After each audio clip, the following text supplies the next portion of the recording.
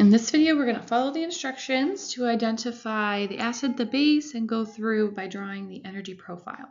So at this point, the acid, the base, the pKa values, and determining the equilibrium is a review. So I'm going to pause the video for a second, draw all that information in, and I want you to do the same. Okay, so I went through, labeled my acid, my base, my conjugate acid, drew mechanistic arrows for that. I've identified the pKa for both my acid and my conjugate acid, and I can see that 35 is less than 10.5, so that's the weaker acid.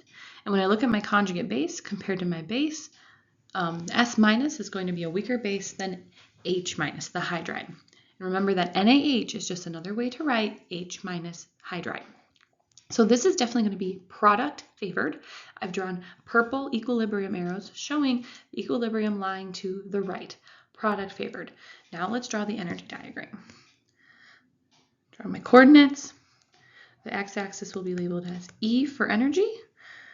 That's the y-axis, I'm sorry. The x-axis will be the reaction progress. Okay. And since the reaction is product favored, the products are going to be more stable.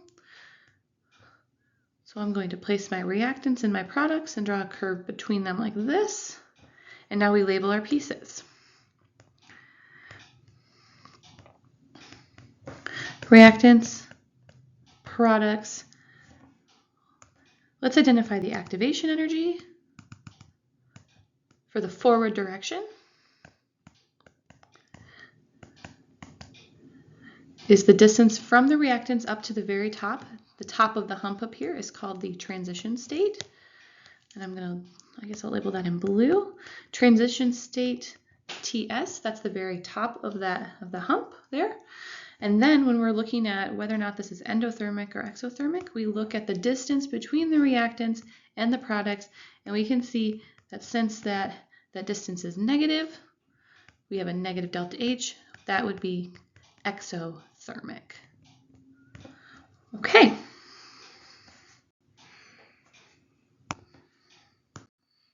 Let's go on to our next reaction now. So I'm going to do the same thing. I'm going to pause the video. I'm going to take care of numbers 1 and 2 on our checklist of instructions here, and then we'll come together for number 3. I suggest you should be able to do the same. Okay, so I took the time to label the acid, the base, conjugate acid, conjugate base, find the pKa for both the acid and the conjugate acid, and I was able to determine that H2 is a weaker acid than the alcohol, and if you look at the conjugate base, O minus is a much weaker base than H minus. Okay, so this is going to be product favored with the weaker acid and the weaker base on the right hand side. I've drawn equilibrium arrows to represent that this is product favored, a longer arrow pointing to the right, and now let's draw the energy profile.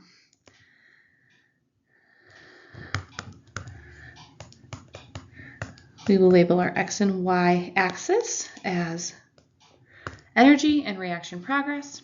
Just like with the last reaction, the products are going to be more stable. So I'm going to draw the products down lower than the reactants. Draw my curve. This is our reactants. This is our products. Activation energy, again, is the energy required to go from the reactants up to the transition state. So this is our activation energy.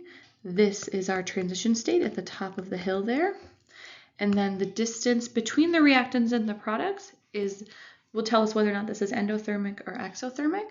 And since the reactants are higher than the products, we have a negative delta H. So this is exothermic. Okay. Now, on the next slide, we're going to compare these two reactions. Okay, so these are the reactions that we just did. And what we were going to determine is how would we graph these side by side to compare them.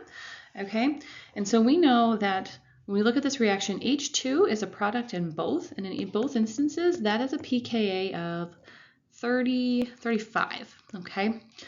But what is going to differ is the pKa of the acid on the reactant side. The pKa of the SH is about 10.5. The pKa of the alcohol is about 17. So which of these is the weaker acid? Well, OH is the weaker acid because it has a larger pKa.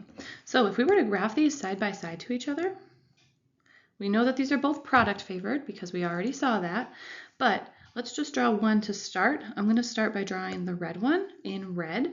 That's the sulfur reaction. We know it's product favored, okay?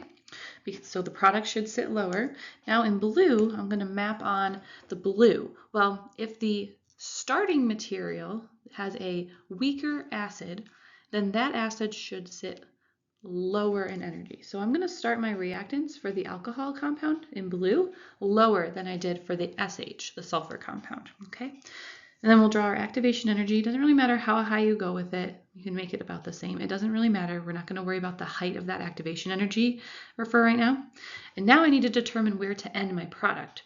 So we need to look at the stability of the products. Well, H2 is going to be the same stability across both, but which of our conjugate bases is going to be more stable? Well, we know that S- is going to stabilize that negative charge better, which means that the red needs to be lower in energy than the blue. So as I draw where I'm going to end my blue, it needs to be not as low because this is going to be more stable compared to this. So therefore, this product needs to sit down here being more stable compared to less stable. This is an O-, and this is the S-, okay?